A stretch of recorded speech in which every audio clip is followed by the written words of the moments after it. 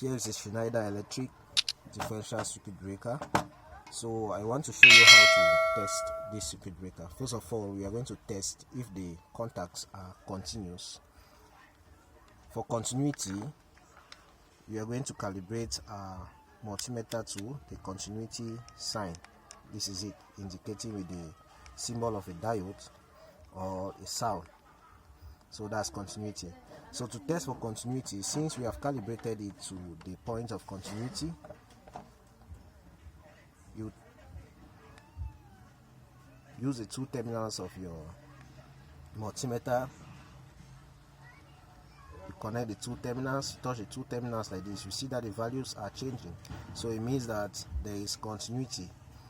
Or other multimeters, you can find it producing a sound showing that it is continuous. But if I open it as such, you see that it remains at 0. So we are going to start by testing the first contact, which is this line. This is the input, this is the output. So the first line here, this line here is the neutral. Then we have the second line, the third line, the fourth line. These are the three phases. So we are going to test each line. I put this on the input and this at the output. It shows that it is continuous.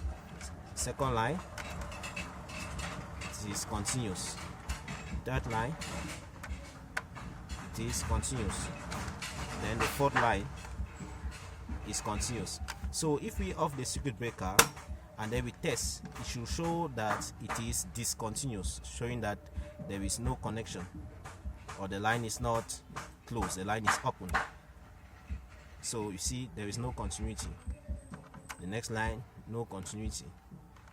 The next line, no continuity. The next line, no continuity. So the circuit breaker terminals are functioning appropriately.